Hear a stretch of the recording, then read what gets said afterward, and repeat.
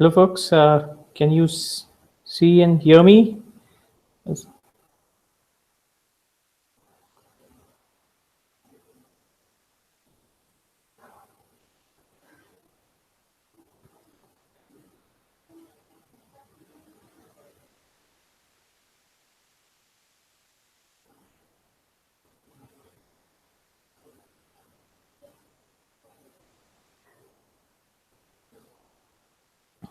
Okay, great. Hi, and a very warm welcome to the second edition of Livingit's Passion Talk. I'm Sandeep, co-founder of Livingit, and this time we are bringing you ultra cyclist Divya Tate. So before we start, just a small introduction of Livingit. Our mission here is to help people find, pursue, and live their passions. So right now we are covering around six passions, which are running, cycling, trekking, motorcycling, photography, angling, and we just added the seventh one, which is backpacking. So if you go to our website, which is livingit.in, you can find inspiring stories of how individuals have followed their passions, articles on best practices, how to top tips, and of course, Passion Talk, which is our live webinar series with experts who will be taking you through different topics in their respective passions and also answer your queries. So, moving on, let me just introduce our expert guest speaker for today, ultra cyclist Divya Tate. So, Divya has been a familiar face in Pune cycling scenario, and actually she can be spoken of as the face of ultra cycling in Pune, if not in India. And she has been instrumental in a lot of cycling related events, and she organizes ultra cycling events like Deccan Cliffhanger, which is a 600-kilometer plus race. It starts from Pune, it ends in Goa. It's a grueling, 24 hours cycling race. And it's actually also a qualifying race for RAMS, which is race across America, and which is the mecca for ultra cyclists around the world. And it's like the Everest of cycling. But today she'll be bringing it down to the basics of how you get started in long distance cycling. And cycling, it's a passion. How you can make it go deep into it and then decide which kind of cycling suits you the best. So without further ado, I'll just switch over to Divya. Yeah, Divya. Microphone is okay. It's unmuted now. Yeah. Hi everybody, and welcome to this chat room hosted by Livingit. First of all, I'd like to thank Sandeep for for hosting this talk on this platform, and also for actually the whole idea of having this platform in which people who are pursuing their passions can actually connect with each other and get more information about how to progress within their own passion. So today we're going to be talking about cycling, and I just want to first just say one thing, that I've been cycling for about 25 years. Sandeep, you can start the presentation, actually, the slideshow.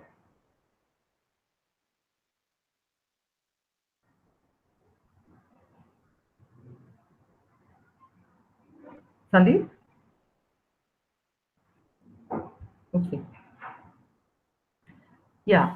So I just wanted to mention, because today we're going to be talking to people who are just starting out, and I don't want people to be scared when they hear about distances like 600 plus and things. That is only one of the many things that is there in cycling. I have been cycling for about 25 years now, and of those 25 years, I've spent 18 years just having fun, basically just cycling for leisure, cycling to commute, cycling for the sake of adventure. Sandeep, could we have the second slide, please? And 18 years out of the 25, I just did that. It is only in the last 7 or 8 years that I slowly progressed into cycling for longer distances and taking up cycling as a sport. In the second half of our program today, we will be talking about what are the various different kinds of cycling that people can do. But right now, the first half is going to address people who are just starting out. Say that many of the people who do long distances or sports today started off by doing just 5 or 6 kilometers. My very first ride as an adult, I cycled maybe 5 or 6 kilometers and I was finished. I thought it was just the hardest thing I had ever done. Sandeep, can I have the second slide? Yeah, thank you. And so that first ride of mine is stuck in my memory that it was 5 or 6 kilometers, and I thought that was it. This is more than I can do. But then within a few weeks, I was doing longer distances, and it's been now 25 years since that day that I'm still riding and enjoying myself. Can we move through the slides, the second and uh, on to the third as well after that? So just quickly to introduce people to the idea of what are the benefits of cycling.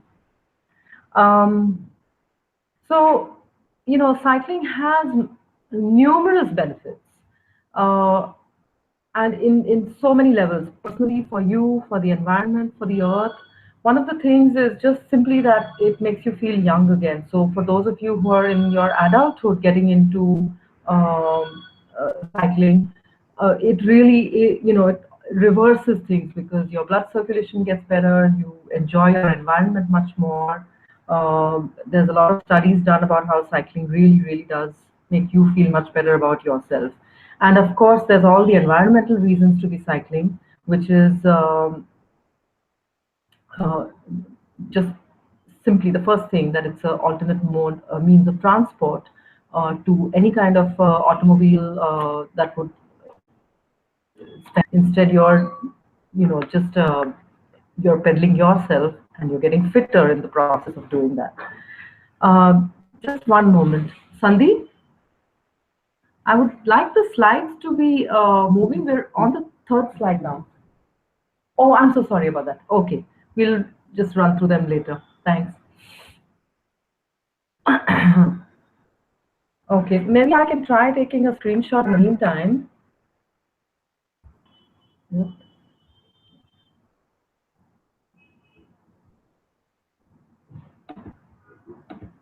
Oops.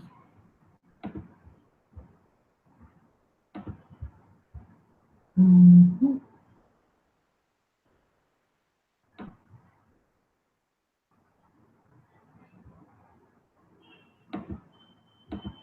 No, sorry, I'm not going to be able to do that. Yeah. So now, one of the first few things about starting cycling is that you have to have a bicycle to start with. Now, cycling is an activity which entails equipment, and the first equipment obviously that you need to have is a bicycle. For those of you who have not cycled at all, it's a good idea to even see if you can find a bike rental around in your city, because a bike rental will not only save you the money of investing even before you take the first pedal and see whether this activity is for you, but you will also be able to connect with a group of people who are already cycling, with whom you can learn and enjoy riding events to begin with. So you can start off looking for a rental. For those of you who have already maybe cycled or borrowed a bike from somebody and are ready now to invest in a bike, the first and the most important thing, find a budget. Just to give everybody an idea of the bandwidth of the cycling rates. Cycling, cycles start from about 3,000 rupees to um, uh, to about 2 lakhs on average, and then if you get even more into your sport, then they can go up to even 8-10 lakhs for very, very specialized cycles. So this is the reason why it's a good idea to know what your budget is before you go shopping for a bicycle. Your budget is going to decide which part of the bandwidth you're looking in. So if you're like about, I would say, you should have a budget of about between 16 to 25 lakhs to start with. Now, that's the first thing to do. The second thing is you really need to understand all the different kinds of bicycles that are out there before you go to buy a bike, because you'll get menu fatigue. There's a huge number, there's a vast array of bicycles. So depending on your budget, you're going to be starting with an entry-level bike most likely. The other thing that you need to think about is what kind of cycling you want to do. If you're going to be doing just a little leisure riding, then you're looking for a simple bike that you can keep, that can keep you moving, not too much maintenance involved around it.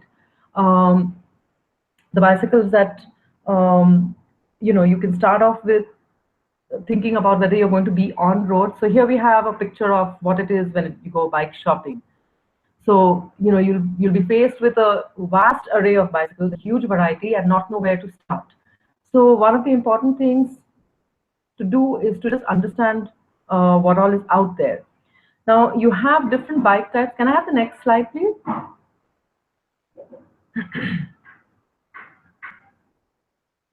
Okay, so the different kinds of bikes that you have, here we have them. You have the mountain bike, which is the most commonly seen bicycle on the road after your Atlas cycles, your Ghoda cycles. After that, the most commonly seen bikes on the roads in India would be a mountain bike. Mountain bikes are easy to maintain, easy to use on our roads, low maintenance. Entry-level mountain bikes and hybrids would be a good way to start. The next thing that you would have would be, road bikes. Road bikes are obviously more expensive and they come with higher maintenance cost to it. So, but in between the two, you have a vast array of hybrids, and hybrids have a mix and match of different components of bicycles that you can use. Some of them are more suitable for using on the road only. Mountain bikes will allow you to go off-road, go on trails, mud tracks, experiment a little bit and have fun in the countryside or on mountains close to your house. Hybrids are more meant for roads, but they're useful on bad roads as well. Then of course you have bikes, just city bikes or cruiser bikes, which are just meant for moving around and doing things, and you're not going to be using them for very long distances either. And then you have sports bikes like BMX, etc. So before you go to a bike shop, just do a little research on finding out the kind of bike types that there are. Can I have the next slide, please? After you understand about the kind of bikes there are, there's a few things that you need to know. So today I'm going to be talking about entry-level cycling. So not somebody who's already in a sport, but somebody who's just starting. So just get a basic idea of what the bicycle entails, what all components make a bike. Of course, you have the two wheels and you have the frame. Then the things that start varying beyond this, so beyond the seat, the frame, and the two wheels, you have handlebars, and you can have different kinds of handlebars. You have the drivetrain, which involves the pedal and the gears, which move the rear wheel. Then you have brakes, and you can have different kinds of brakes. And within the frame, you can have different kinds of frames as well. So I'll just run you through the basics that you will come across when you go to a shop. Can I have the next slide, please? Thank you. So here you have, in the top right-hand corner, you have a mountain bike, and below that, what you see is a road bike. The difference between the two in the frame is that the mountain bike has suspension. In the front, if you see, the fork has suspension. There's springs over there, and in the rear, again, the frame is broken and supported by a spring, which again is a suspension for the rear. The road bike is hard. It's a hard frame with no suspension, no give in it. The road bike is not meant for going down mountains. It's meant to be on roads. It can take a little bit of bad road conditions, but basically it does not give you any comfort. Now, when you go to buy a mountain bike, just bear in mind that unless you are doing serious downhill mountain biking, you don't need rear suspension. Rear suspension will mean you'll just be bouncing on the road or wherever on the trails that you are. Until you get into hardcore downhill mountain biking, you don't need suspension. So make sure that when you go to the shop, if they ask you, if they show you a mountain bike which has dual suspension, you tell them I don't need dual suspension. Just is enough to give you a little comfort for your hands while you're riding on rough roads or if you go a little bit off trail. The mountain bike will also has different kinds of tires compared to the road bike. And like I said, the hybrid is every combination between these two. You can have hybrids which have some amount of suspension, different kind of handlebars.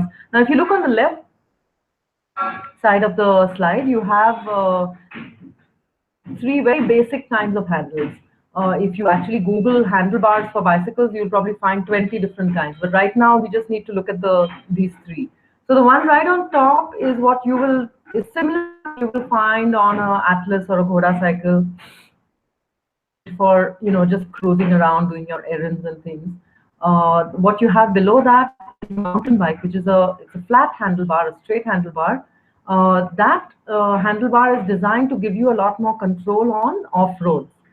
It's also a comfortable handlebar for beginners because a mountain bike with the mountain bike handlebar position allows you to be more upright on the frame and you have better visibility of what's going on around you.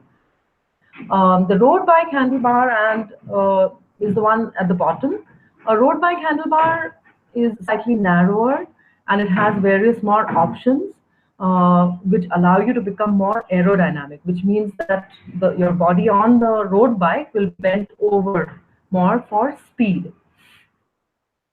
So again, like I said, entry level, I would recommend a flat handlebar on a mountain bike or hybrid with just suspension in the front. Can I have the next slide, please?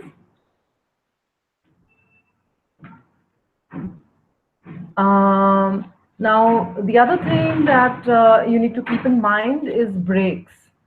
So on the left side, you'll see there are two different kinds of brakes. The ones on top are basically brakes that work by the pads, the brake pads give friction against the rim of the cycle, and that's how the braking action takes place. And within that, you have 2 or 3 different kinds, which we won't get into right now. But basically, that's one system of braking, which is brake pads against the rim of your bike. What you see below is a different kind of brake called the disc brake. And the disc brake, as you can see, it's a far more powerful brake. But again, you do not require that kind of braking on the road. Also, with disc brakes, you're going to be carrying a lot of extra weight on the cycle. The other disadvantage of having disc brakes is that they are high maintenance. If something goes wrong, the amount of investment of time and money to repair disc brakes is higher. Brake pads, replacement of brake pads on the caliper or V brakes is much simpler. They're much easier to maintain as well. So this is one thing that the reason why I'm going through all this is that bike shops in India, some of the bike shop owners, depending, will try to sell disc brakes, dual suspension to new riders. Making them think that it's a cool kind of a thing to have these components on your bike. The thing is that they're actually unnecessary. They'll slow you down. They'll make the maintenance of your bicycle far more difficult for you to even sustain this activity. On the other side, on the right side of the slide, what you have are photographs and a diagram of the gears. Now, gears, you have gears in the front wheel and gears in the rear wheel. And basically, what gears allow you to do is they give you a little bit more, they make it easier for you to go uphill. And also, a tighter gear ratio will allow you to race faster when you reach that point. It's not a bad idea. Don't be scared of having gears. It's a good idea to have at least some basic amount of gears. And don't worry again about, they'll try to sell you a high number of gears. You don't need that. You just need some basic gears to give you a little bit ease and comfort in riding especially if you live in a place which has hills. So when you do choose a bike with gears, make sure that you ask the shopkeeper how to change your gears, how to, what is more comfortable, what is more efficient within the gearing. Can I have the next slide, please? Yeah. Now, so this takes care of some of the choices related to what bike you're going to buy. There's a couple of things that you need to remember. One is that the brand of the bicycle. Most of the time, I get asked by people who are just wanting to buy a cycle that what company should I go for? What brand should I go for? So here it is, and none of the bicycle companies are going to like me for saying this, but most of the brands, especially at entry-level bicycles, most of the bicycles are coming out of the same factories in China, Taiwan, etc. Oops. Um,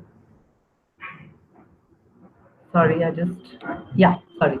Um, so the brands really don't matter at this point. I would say that the way you go about it is that you find the nearest bike shop to your house. Having a local bike shop that takes care of your needs is far more important to sustaining an activity than going for a brand, from somewhere else, which uh, you just want to be able to say that you have a bike for a certain brand, but going and helping out your local bike shop by giving them your business and giving them they're going to help you to maintain your bicycle after this. So find a local bike shop and then look around. So you may have an option of 2 or 3 if you're lucky within 5 or 6 kilometers of your house. That would be the best way to choose the brand, is to go to the bike shops and find out what they have with them. And the most important thing, finally, which is going to really help you to sustain your activity, is to like the look and feel of your bicycle. After you have chosen the bike that you want, you need to figure out with the bike shop owner about your size. Now, sizing is a slightly complicated thing that you can, go into and find out. It is important to have your bike size, especially if you're going to start doing it for sport. But at this point, the bike sizes come basically in small, medium, and large, and it's a good idea to find the right bike size. Once you've done that, you need to try your bike out and just feel that you like that. That's important for you to be able to do that, because there's going to be times when just looking at your bike is going to inspire you to get out and cycle. So that's an important part of your relationship with your bike, so to speak. Okay, we can go to the next slide now. Now, with your bicycle, there'll be some amount of accessories that you need to have to get started.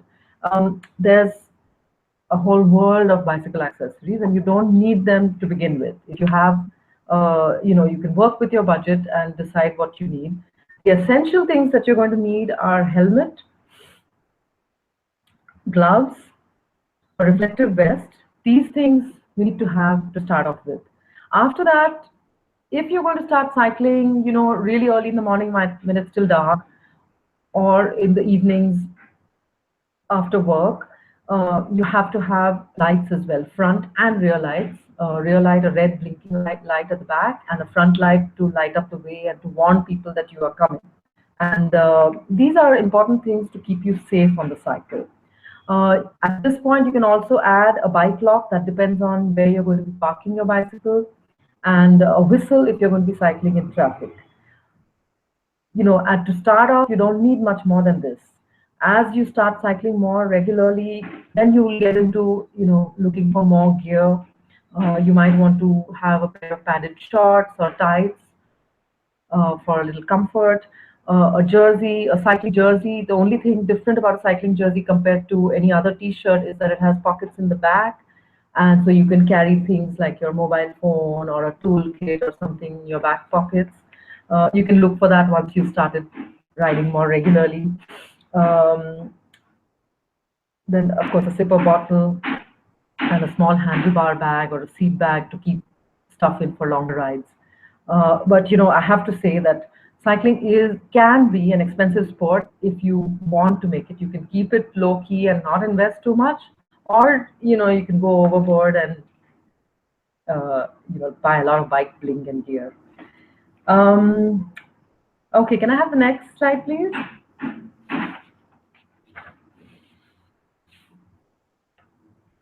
Yeah. One more set of essentials that you need to have with you. It's just a basic toolkit and spares, which includes a spare tube, as you can see. There's a pump. Now, this is a pump that is meant for carrying with you on the bicycle, which if you're doing short distances within the city, you don't need right now. You can have a foot pump or have somebody close by who can do this for you. But if you're going to start doing longer distances and you carry a spare tube with you, then you should have a pocket pump. Then in the center over here is a bike tool, which is basically, it allows you to adjust small things on your bicycle, like the brakes, the seat height, or any other small things. The orange things over here are bike puncture repair kit. The box is the puncture repair kit, and these are the levers, the tire levers for removing your tire and replacing your tube. So this is just the bare essentials that you should have when you start. I mean, you don't have to have it on the first day you cycle, but at some point soon you should start carrying this. Can we have the next slide? Now, this section till now was about what you need to have. Now, in addition to what you need to have, there's some things that you need to know to sustain this activity. And one of the things is bike maintenance. So, bike maintenance, like I said, choose your bike because you're going to build a kind of relationship with your bike almost. And bike maintenance is about building that relationship with your bike. It is essential also to keep you safe on the roads. Now, basic maintenance that you need is to be able to do a quick check on your brakes to make sure that your brakes are clean and not falling apart, and the rim is clean, so that the braking action takes place. Now, if you've not cycled ever, and you start cycling, just bear in mind that the most important thing about cycling is knowing how to stop safely. Once you start pedaling, you can keep moving, but it's when you stop that you want the brakes to work properly, and you want to be able to put your foot down in time, especially in traffic, etc. So you really need to have your brakes working properly, and you need to just be able to do quick checks. It depends again on, if you cycle in the rain, you must clean your bike rims and the brake pads. Then you can also do a quick check on your tires, make sure there's no glass or metal objects stuck inside it, because even if they haven't punctured to start off with, they may puncture your tire while you're out on a ride later. And then cleaning your bike is important. For everybody, all of us, even the ones who take part in sports, cycling as a sport, it's important to clean the bike, because that gives you a lot of feedback from the cycle about what may be happening in the bike. You know exactly what's going on and and you know that you have to address it to remain safe on your cycle. And then once you started doing it a little bit more, you can also learn how to clean and maintain your chain with putting some oil the chain, change your brake pads. And then the other really important thing that you will have to learn, maybe with in the bike shop where you bought your bicycle, is how to replace a tube. Can I have the next slide? Yeah. As you can see, there is a need for cleaning the bike, and but it's not rocket science. It's just it's very simple stuff that anybody can do, and it's important to do this. Sandeep, I made a mistake. We'll continue with the next slide now. The first part is not over, actually. So yeah,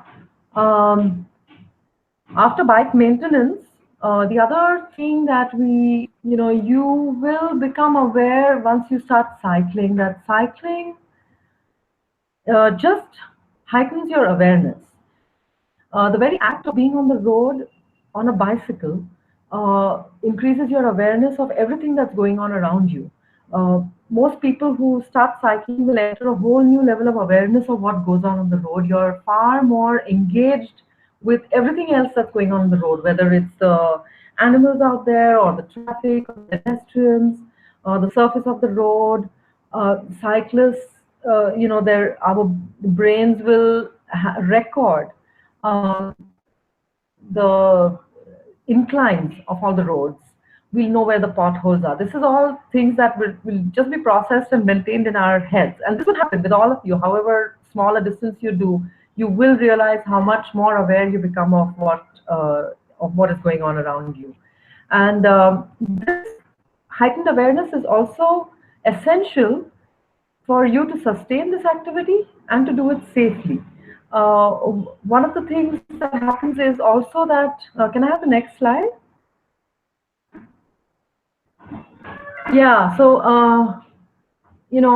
so I did a little research on cycling and brain function and found that there's a lot of good stuff about cycling that makes you smarter, it sharpens your mental activity, and it just makes you happier and a better person, more intelligent, all of that. Can I have the next slide? Um, so, one of the things about cycling is that it is meditative. While you are, extremely aware of what's going on around you, also your brain processes are it's a meditative process for you as well, and this will give you a heightened awareness of what's going on inside you. And this is important for you to sustain this activity, to listen to what your body is saying to you, to observe what your body is saying to you, and address these. So if you're starting off and you have not been doing any kind of fitness activity for a few years in your adult life, the first thing the body will tell you is to satisfy some basic needs of hydration and nutrition. So it will demand a little bit more out of you because you are demanding more out of your body. And this, if you just look inwards, your body will tell you that this is required and this is a part of it. So one of the things is to pay attention to this and to pay attention to your body. And the second thing is that you should do some kind of stretching and strengthening if you start doing longer distances or spend more time on your bicycle. It's a good idea to strengthen your core so that you're a little less prone to injuries on your bicycle. And stretching, because the muscles are used in a contraction while cycling, and you want to be able to stretch them out so that they don't again cause you injuries. So injury prevention during while riding is an important part of this. So like I said, listen to your body, because if your body complains about knee ache or there's a pain and this pain becomes a chronic thing, then there is some issue that you need to address. The issue could be something about you. Could we go back, please? Or it could be an issue with the bike fit. Your bike fit may require to be changed to address some issue. The next slide.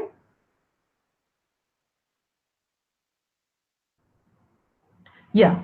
The second part of remaining safe and sustaining this activity is a heightened sense of outward awareness. Like I said, you'll be aware of a lot of things that are going on the road, and this is essential for you, essential for your safety also.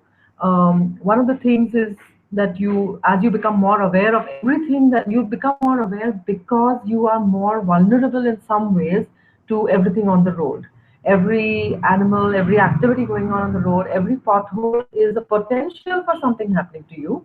So you become more aware of them.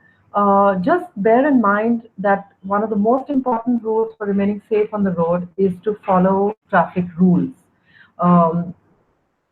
This is one of the reasons why cyclists all around the world are at the forefront of activism to improve traffic all over the world. And it's important for us as cyclists as well to follow all the rules, because A, it keeps us safe. That's the most important thing. And B, it also just makes the roads safer for everybody. The more people who are out on the cycle, the more safe the roads are for everyone. And so this includes everything, giving signals, making sure that people around you are aware about what you're doing. Wearing reflective vests and being visible is an important part of that as well. So yeah, we can have the next slide now. So this kind of wraps up the essential things that you need to know to start cycling. We can have a Q&A now. If you want to shut the slideshow, we can shut the slideshow and start from here next, Sandeep. So if there's any questions that anyone has, Sandeep will be forwarding them to me right now. Right. You can hear me, right? Yes, I can hear you. So one of the questions, Amit has, he's asking for a MTB whether he should be looking at a 29-incher versus a 26-inch. What would be your take? Well, it depends on what you're planning to do, what kind of an activity you're planning to follow with that. What I would suggest you do is, depending on which city or town you're in, you find out about the availability of spares for a 29er. They need to be easily available for you. See, the thing is that at entry level, you make this easier for yourself so that you don't get stuck. Because one of the things about cycling is that, if you have some small equipment and move on, whether it's puncture or anything. So, you need spare tires, tubes, etc. for the 29er. If there's no huge advantage on that for just regular cycling. So available everywhere. If you like the idea of having a 29er, go ahead with it. But the spares should be available for you easily. Okay. But what does a 29 or 26 mean? Just for we're talking about the size of the wheels here. 26-inch tires and 29-inch. Okay. So basically 29-inch tire covers greater distance. Yeah, so it's a newer bike size that's wheel size that's come in about maybe 3-4 years back. The standard sizes were 26 previously for MTBs. I would say that unless there's a specific reason to go for the 29er or 26, tire size allows you more flexibility for even swapping wheels with somebody else or taking care of it and finding pairs and stuff like that. Okay. So we have a question from Nitya. She's asking specifically for women. Do you have any suggestions for brand or cycle specifications? Okay, so if it's possible for Nitya to tell me what kind of cycling she expects to be doing?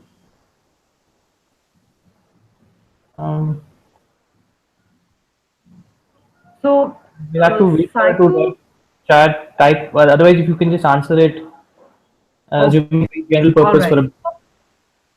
Yeah. So for women, most of the MTBs they're kind of unisex. The frames it's a lower triangle frame, and they work for both men and women.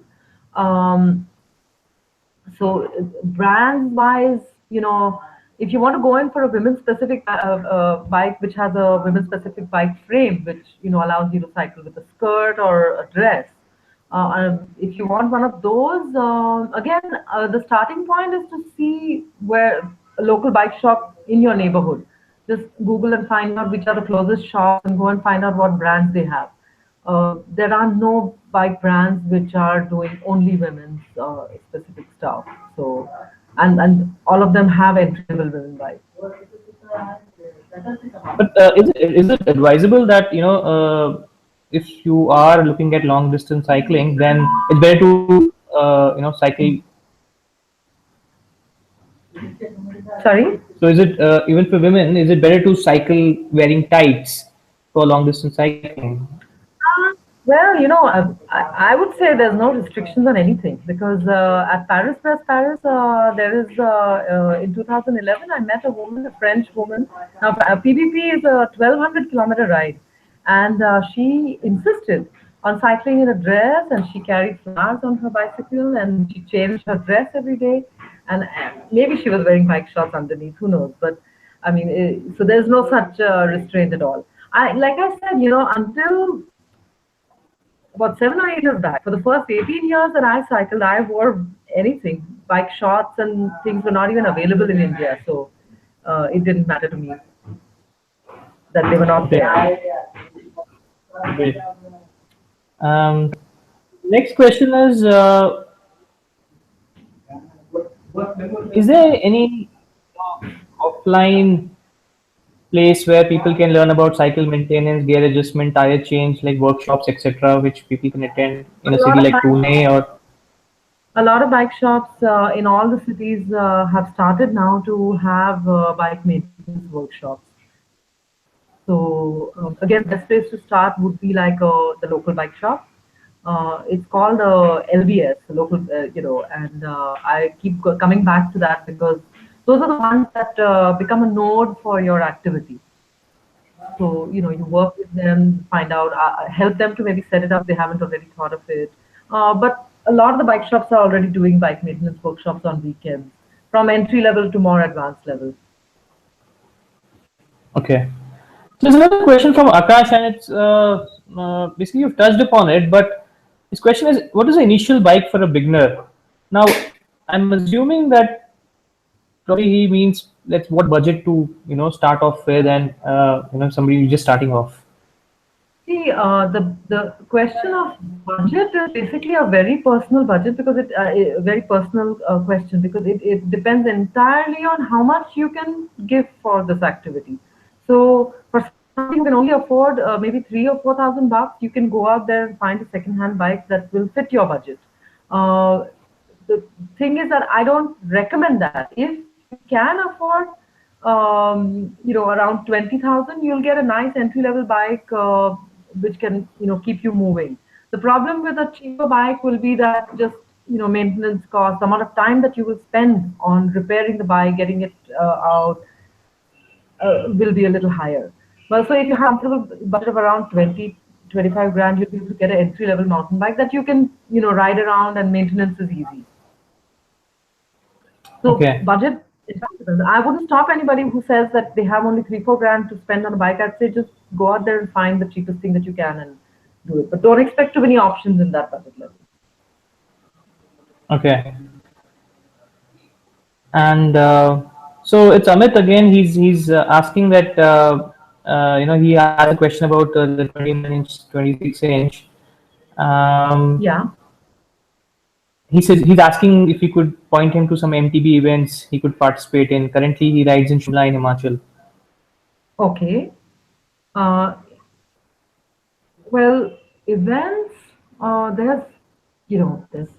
So he's asking specifically about MTV. MTB.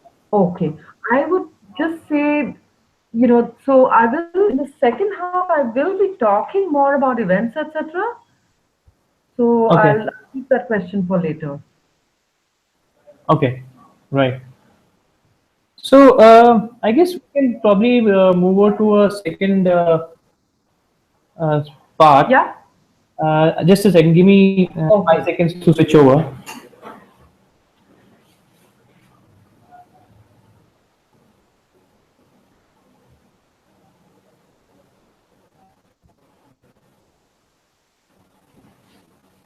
Can you see the screen? Yeah. Yeah. So the second part of the talk today is about, so again, addressing people who are very new to the whole activity of cycling.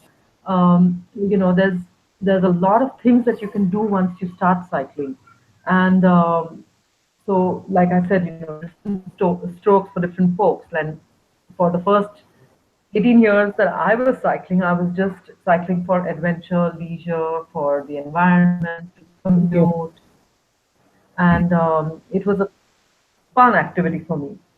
So to start with, and again, I emphasize that this is a personal choice. Just because a lot of us are doing cycling as a sport or long distance or touring doesn't mean that it has to be the thing that you have to aim for. That really depends on what you feel like doing. You may just always just want to do short rides and enjoy yourself in the countryside, or use it only to commute. And each of these choices is fine.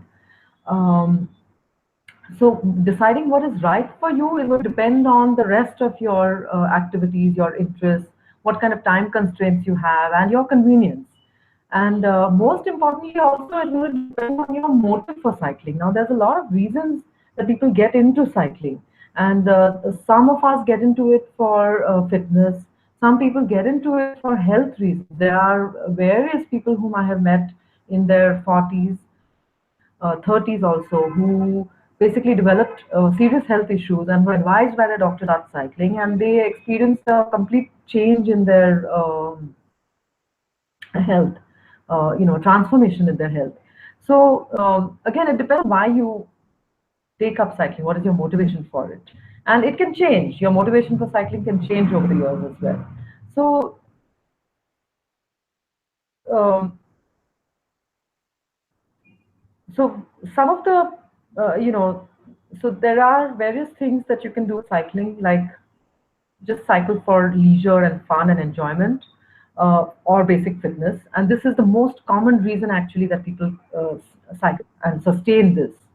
The other thing can be for commuting and for environmental reasons. A lot of people get into cycling to commute, so as to save on, so as to kind of be a more environment friendly means of transport by not using their car, not putting more pressure on this planet to support our activities. So cycling is the most eco-friendly means of transport. And of course, there's a lot of people in India, especially, who use the cycle. I mean, like I said, the Ghoda cycle has been used for years by people to do their work, to commute. Um, and I really respect them, because these cycles are so basic and so heavy, and they carry big loads on them. Then you also have touring. You can start doing a little bit longer distances. Again, you can do this in a group or solo. Where if you're doing it solo, then there would be a little bit more planning involved in it. If you're doing it with a group, then the tour operator will set up the plan, and you might need to do a little bit training to make sure that you can keep up with their target. And then within this, as you start, you may develop a preference for cycling on roads, or looking for off roads that you can go on. So, trails through the countryside and things. So these are some of these actually cover most of the kind of cycling that goes on. In addition to this, cycling also is a sport uh, that is taken up by people, seriously, and pursued as a sport. Now, when you talk about cycling as a sport, you have many different things within that. You have racing, and racing can be road racing, mass starts. You can be racing on track. You can be doing off-road mountain bike racing. Uh, and then we also have what Sandeep talked about in the beginning of this program, about the Deccan Cliffhanger and Race Across America, which are ultra races, which are long distance races. And then we have non-competitive events like brevets or BRMs all around the world, which are basically long distance endurance rides. They're not races, but you push your limits through, the starting distance for a brevet is 200 kilometers, and they go up 1,000+ kilometers of cycling, and you're cycling something like about 350 kilometers a day. So when you talk about cycling as a sport, it diversifies into many different kinds. Oh, sorry, can I have the next slide, please? I completely forgot about that. Yeah, you can see it over here. So these are some of the sports that you can see. Like I said, road racing. Within road racing, you have mass starts where you're racing against people. You can have time trials. Then there's mountain biking, which is a lot more technical, and bike handling becomes far more important here. Then you have track racing, and then in the bottom left corner, you have long distance or brevets. Um, Now, in all of these, if you can't make out very clearly, but the bikes start to become more and more specialized as you move into these. Can I have the next slide. Yeah. Oh, sorry. Um, so yeah, actually, we can just go back to the previous slide.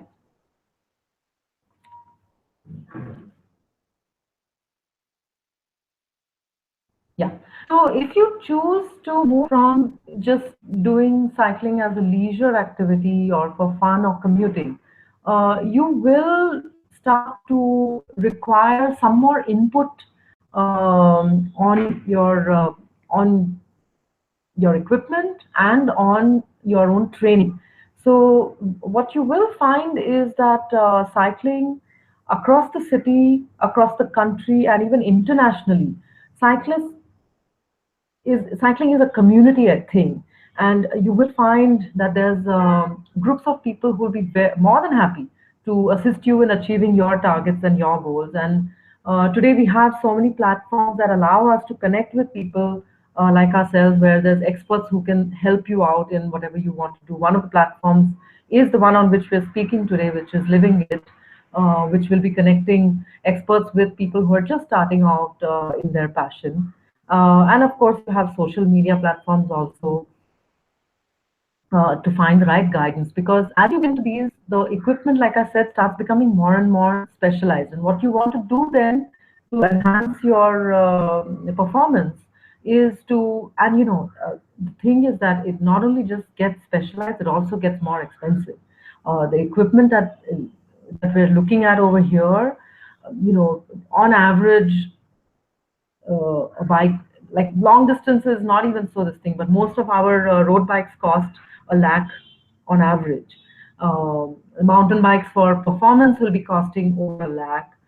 Road racing, if you go into road racing, they're 1.5 to 2 lakhs at the most, at the least. And this I'm talking about only the bicycle. There's a whole lot more things that go into it. You'll have bike shoes and all kinds of other gear and tires and tubes, which are far more expensive than the entry level ones that you did. So at this point, what you want is to really understand your chosen track and purchase a little bit more wisely here, because these are going to be more expensive things. So you really need to know what exactly you're looking for and why you're looking for that and picking it up.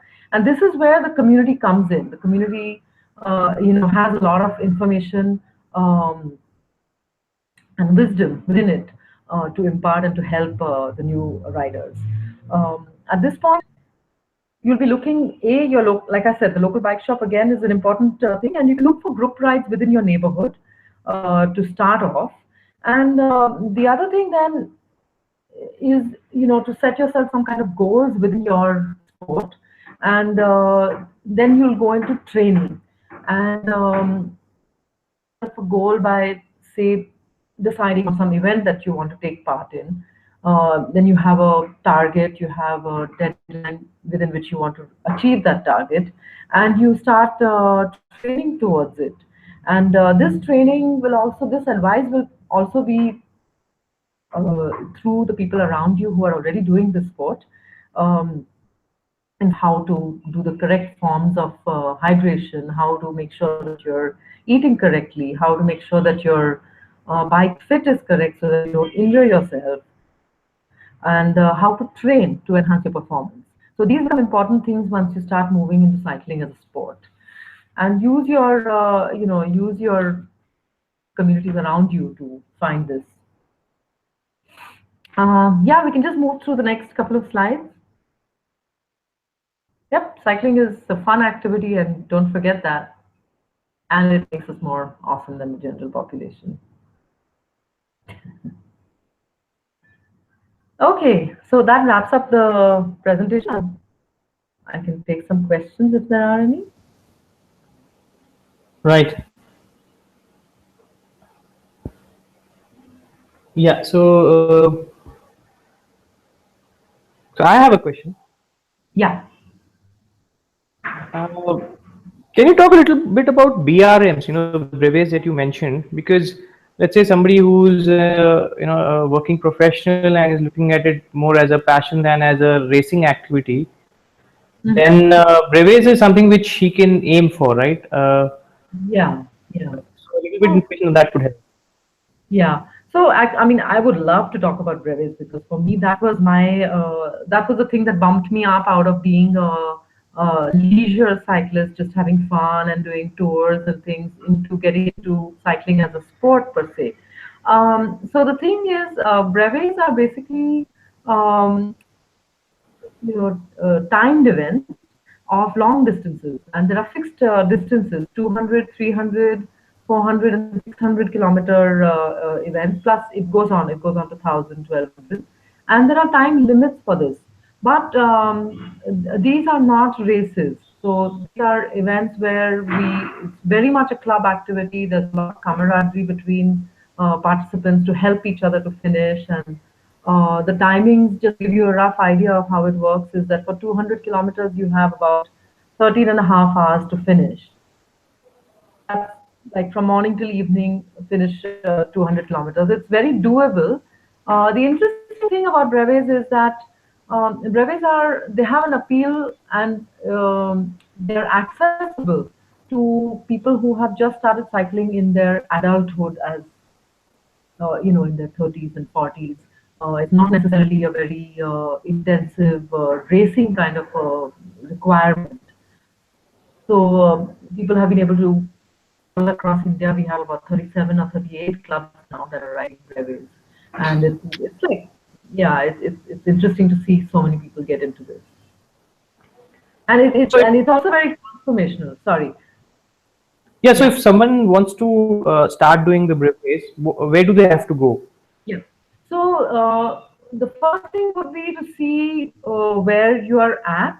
So for each person, if if you reached like someone who's doing 25 or 30 kilometers at a stretch a couple of times a week can start considering training towards the brevet of 200 kilometers.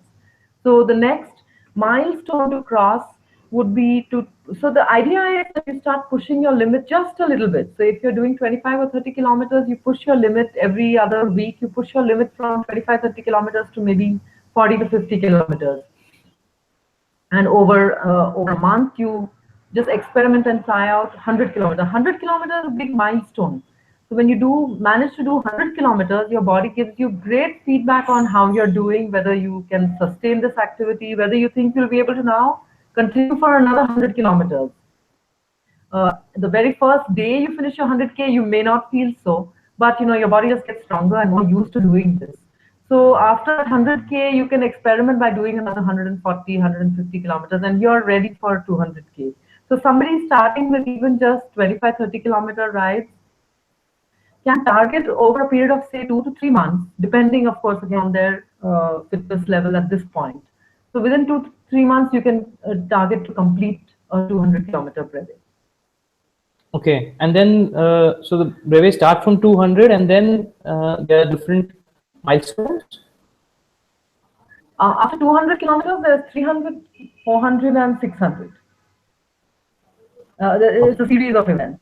So in India, we have an organization called Audax India, and the website is audaxindia.org, which maintains the standardization for brevis conducted everywhere in India. So wherever you are in the country, you can log on to our website and find out the details about the club to geographically and do it. And it's a great, like I said, it's a great community thing. Community that does these rides in different cities. Okay, great. Um, so a few questions. Yeah. People are asking, like Anurag is asking, what are the top 3 places to tour in India? Ooh. Well, it depends on what you. India is fabulous. I mean, the countryside and the terrain and the different kinds of food you can eat all over the country. It really depends on what you're looking for. If you're looking for mountains, then of course there's the anywhere in the Himalayas is great. Also in the south, I just did a race from Goa to Uti and back, and Coorg, Chikmagalur, Coorg, Uti, Wayanad. Oh my gosh, fabulous, fabulous countryside, and we love the food, and so if you want mountains, you have these options. If you want cycle around along the coast. The coast roads on both the west and the east coast are beautiful. And so one of my first tours was along the coastline, in which I would cycle for maybe 6, 7 hours of the day and spend a couple of hours on the beach and eat fresh food. I mean, one of the things that I didn't touch on in the presentation is that most of us uh, passionate cyclists, we cycle to eat. There's there's no getting away from that. That we cycle just so that we can eat. So, the diversity of food around India itself could make you want to. Then the other place, well, if you're looking for desert, there's Rajasthan. You can go anywhere. I think, just put up a big map of India, throw a dart at it, and say that's great. So yeah, India's got so many options. Okay, great. Nitya is asking, do you have any personal experience with cycling clubs in Chennai or groups that you can suggest for beginners? Yeah, there's in Chennai. There's a couple of cycling clubs. There's of course the Madras Randonneurs, which does the breves, and I know that they also help out with a lot of the startup people just starting out. There's a lot of women also in Chennai who are cycling breves. So maybe if you give me an email later, I can send her a couple of links. Uh, but she can also on Facebook. She can just look up Madras Randonneurs Club. I think these are some of the ones that are very active. Chennai has a huge Right, cycling community. Yeah. right. And I guess Facebook is a good place to start off because it's not just Oh, Chennai. A lot of groups are there across different, at least the top 6 cities, and then you can find them easily on Facebook. Uh, yeah. Facebook has got, Mumbai has cycling groups for each neighborhood. So, you know, right. yeah, you can find them. Yeah. And so the next question is from Nitish. So he's asking any suggestion Yeah. or critical inputs about endurance biking. He's keen on cross country rides in Himalayas specifically. Okay. Inputs. On endurance biking, Well, like I guess he's asking about training or how does he, prepare for well, something. so yeah, so if it's going to be like a tour, some of the things that you will need to pay attention to are, one is you need to train by while carrying loads. So some amount of training, make sure that you're able to do the distances that you plan to. So the first thing would be to have a plan your route, plan how much distance you're going to cover each day, and then ensure that you are able to do those distances. At least do a training of 2 to 3 days of covering those distances, carrying all the stuff that you're going to carry with you. And that will give you a good feedback on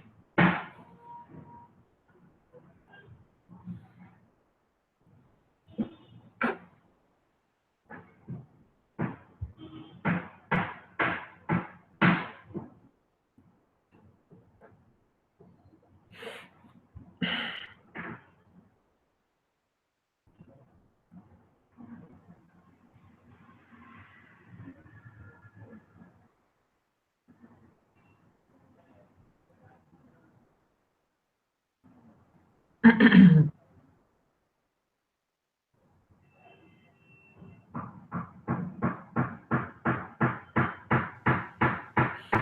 Divya, can you hear me now? Yes, I can. Okay, so we had a small outage. We are back. Okay. So, yeah, you were talking about the training required for Himalayan endurance biking. Should I repeat the whole thing? Did we lose, right? Okay. So, so the so what I understand is that he wants to tour and wants to know how to keep himself safe. Is that right? What was the Right, name of the right. person who asked the question? Nitish. Nitish. So my advice to Nitish would be that he lay out a plan for himself about his planned tour that he's going to do. Use any of the mapping tools that are available like Map My Ride or Ride with GPS, and lay out your plan, the route, and then within that you decide how many kilometers per day you're going to be doing and for how many days. Night halts. All this will come into planning your this thing. And then I would suggest doing a dry run of about 2 to 3 days of the same distance that you plan to cover when you're out there, and carrying your load with you. So whatever you're going to pack with you and need with you on the cycle, you need to practice cycling with it. You need to practice packing it, making sure that because the stability of the bike will also change a little bit with that. And you need to know what exactly you're going to carry. Make sure that you're not carrying anything too heavy. Carry only the bare basics that you're going to require. Ensure that you do have everything that you need, however. So spares, toolkit, etc. And you would need to also know how to do a little bit more repair work than what we spoke about today. Be able to repair a chain perhaps and adjust your brakes while you're on the road so that you don't have any problems that will stop you from continuing.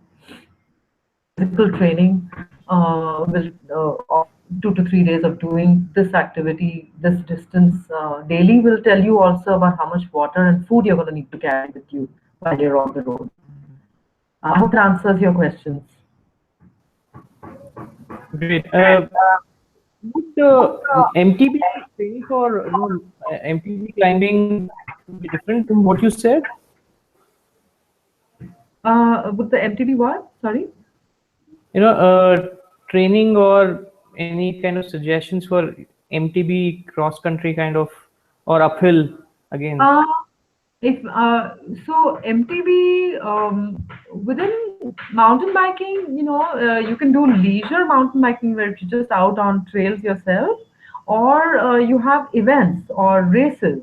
Now, if you're racing, then the issues of carrying things is not concerned, but you do need to know how to do bike handling properly, and then you really would need to learn from others who are out there in your city who are doing mountain biking. You need to go and see how to keep yourself safe from different kind of safety as compared to being on the road.